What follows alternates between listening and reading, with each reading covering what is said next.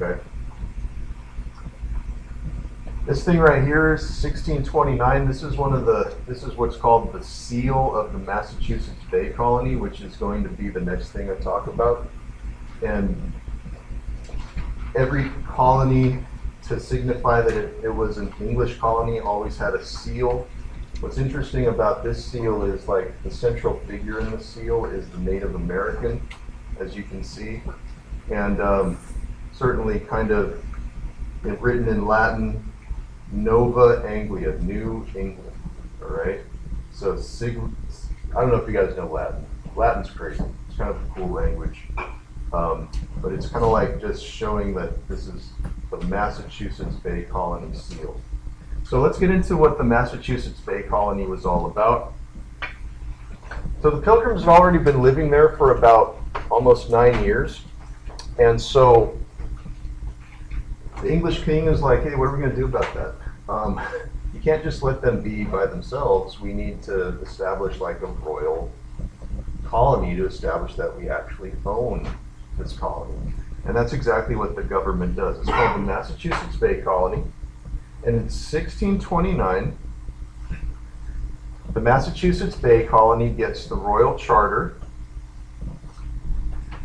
which I want to point something out here. The royal charter means that the king allows the colony to actually have its own government. And notice that it says located in the Massachusetts Bay, not located in England. You guys, that's very significant for a couple reasons. Okay? Number one, it's local control. Okay? Local control. The way Massachusetts is going to be governed as a colony is not the way Virginia is going to be governed. If you remember from last week, who controls Virginia, essentially? Do the people in Virginia control Virginia? Or who controls it? The king. The king appoints the governor, which basically means the king gets to put whoever the heck he wants in there. This is different. This is, and if you guys want to put a big old freaking star on here, and be like, this is going to come back later. It's no surprise that the city of Boston, home of the Super Bowl champion Patriots, of course, but Boston is the place where the American Revolution starts, and that's tied to this, because that's the first place where England allows local control. People vote for their own people to put in office, you see. That's very significant. They're letting the government there govern themselves. I can't explain that in terms of significance enough. It's absolutely huge. It's local representation rather than somebody far off calling all the shots, right? So the way that New England develops is with that. Settlement in America kind of looks like this. In 1630, a man named John Winthrop, who was a Puritan, wanted to establish kind of a Puritan paradise here, where you add to what the Pilgrims already had and create a new kind of society. Okay? A lot of the people that he brought with him in 1620 were pretty much very tight-knit families with a father at the head of the household and a middle-class kind of mentality. These were not necessarily terrifically poor people. They were what you call in England middle class, and people that valued family, valued religion, and all that kind of stuff. And he wanted to create a city on the hill, which is taken from, you guessed it, the Bible. Okay? And it's kind of like a heaven on earth, okay? Now, what I'd like to do is to kind of get, okay everybody, I'm going to get going here, just to honor your time and stuff. Just a reminder, it's always good to make sure you're always here on time, and you know, it's just common courtesy stuff. Not that you're not doing that, but I'm going to go as swift as possible. I want to give you guys adequate time for the quiz part, so it is very possible that we might be a little bit early tonight, so we'll just have to see. Anyway, so basically, you guys did a good job talking about all of that, and it is interesting in American history how religion is used for all kinds of justifications for things. What's the kind of society the Puritans wanted to set up, okay? And you tell me if this is a little bit restrictive, I don't know, but basically they want the 3 C's of Puritanism, okay? Church, covenant, and conformity. Okay? Church meaning, you know, the church of God here that they're trying to create.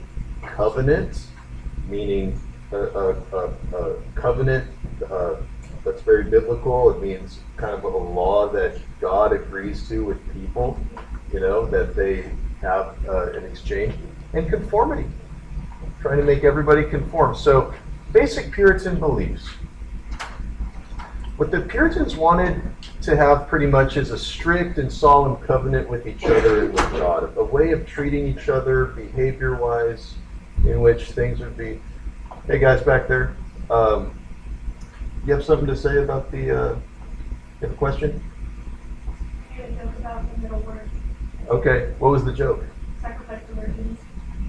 Well, okay, that could definitely be done, I suppose, depending on how you think of these things. But yes, yes, have a nice little covenant with each other and with God, treating each other with respect. Of course, this is in terms of families. That means respecting the father, respecting authority. You know, it's a very male-dominated kind of structure here. And one of the things that's interesting about the Puritans is they believed in this doctrine called predestination, okay? Now, I don't know if you know what that is. It basically means that God predetermines who's going to heaven and hell, okay? Now, of course, there's no way to know that. So, what the Puritans pretty much believed is that if you're one of the people that's going to go to heaven, and that's called the elect. The only way that you can tell that is if you're blessed. And how are you blessed? You're blessed if you're working hard. You're blessed if you're prosperous. You're not blessed if you're not working hard, and you're not blessed if you're not prosperous. So you must be going to hell. Okay, now, I don't know what you guys think about that, but that's kind of what they believe. Like, they believe God bless you. They believe God blesses you so that, you know, your outward showing of success is a symbol of your blessing, if that makes any sense. So that's what we call predestination. It was thought up by a guy named John Calvin, who was a reformer, Reformation. Anywho, that's kind of what they believed. They believed that anybody, the goal was to be saintly to each other. And saints in the Catholic Church would be people that are very, very good people. You know, being good, treating each other with love, doing what Jesus did, you know, all that kind of stuff. That's what being a saint meant, and behaving that way, at least on the outside. Of course, these are the Puritans, okay? So Puritans also had laws on the books that actually had capital punishment for kids. Okay, let me repeat that. Capital punishment for kids. Like if a child got out of line by maybe sassing their parents, which is pretty much what my 8-year-old did to me today, that my kid could be like basically executed by the government. The Puritans actually had a law that actually said that. Now, they didn't go around executing kids, okay, because that would be like doing too much right there. kids, as you guys know, if you have kids always do that, right? But in the Puritan world, that was definitely seen as a definite no-no and not behaving saintly. It's absolutely crazy. Like, can you imagine if they actually followed through on that law? Like, what would happen to their population? Right? I mean, seriously. It's the kind of culture where you spank your kids an awful lot, whack them when they get out of line, and kids were expected to be saintly just as adults were expected to be saintly. You know? And it's like, how could you even be a kid at that point? I don't know. Yeah, go ahead. How do you know they were executed? Well, there's no records of it. Now, I don't know. I mean, that they No, were. I We know. don't want to say it because I don't want to sound really bad. Yeah. No, It's like, I hear you. Yeah. Just because it's not mentioned doesn't mean it actually happened. The question is, based on the evidence, no. But that doesn't mean it didn't happen. I don't know for sure. That's what they say nowadays, right? That's what they say nowadays. That's not happening in the church. Trust us. Sure, absolutely. And as a church-going guy, and I've grown up in church, my mom's an organist, my dad's a pastor, I'm the first one to tell you, church isn't perfect. I can tell you that right now. But on the outside, many of them do try to act perfect, right? To increase their image and you know, and all of that. So, hey, I hear you, dude. I'm certainly not immune to that. I understand. They wanted to have conformity. They wanted a theocracy where basically God is at the head and that God's laws are the laws of the land, not human laws. Okay? So we're taking things to a very extreme view here, and they wanted everything that was going to be public life, they wanted that to be in conformity with God's law. They wanted people to live very strictly according to the tenets of faith and to the tenets of what God, you know, who God was. Now,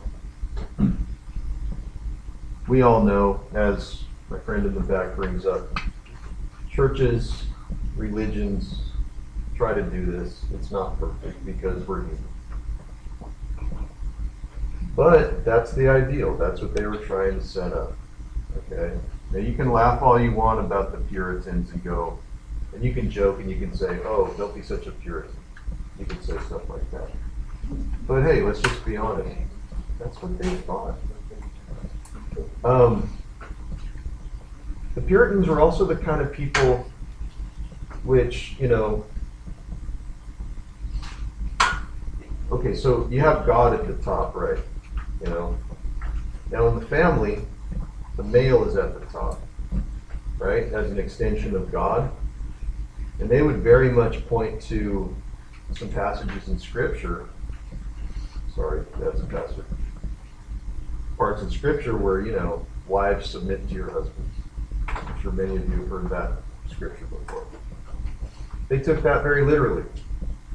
Husbands, and I'm going to guess, probably whacked around their wives too. I don't know for sure, but I'm going to guess in this society, that was probably okay to keep everybody in line. Everything is done hierarchically. You know what I mean? That's the kind of society the Puritans had. So let me ask you this. What do you think they did with people that didn't necessarily fit the norm?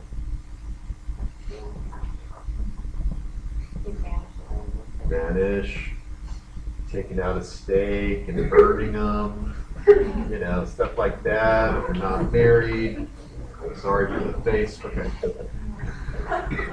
Children were supposed to act like little adults. Now, this is so funny to me because I have two boys, and like we try to get my 6-year-old to sit at the dinner table. I don't know if you guys have similar situations in your lives where you grew up.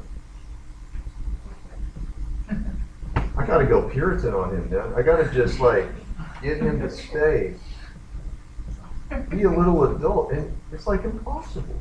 I try though. I try. I'm like, dude, you know, get your allowance.